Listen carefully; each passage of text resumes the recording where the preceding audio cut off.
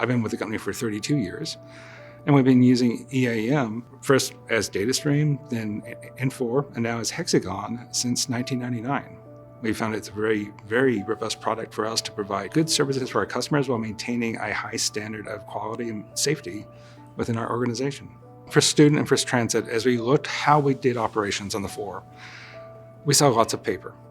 And yes, our customers want us to have good maintenance records, but they want maintenance records. So our mobile strategy to start with really was a question of how do we provide lean operations? What does a customer want? Customer wants records. They don't want paper.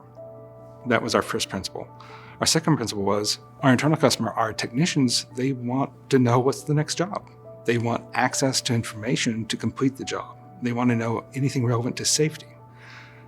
Using a mobile device gave them a computer in their hand, and it started a communications revolution in our company almost.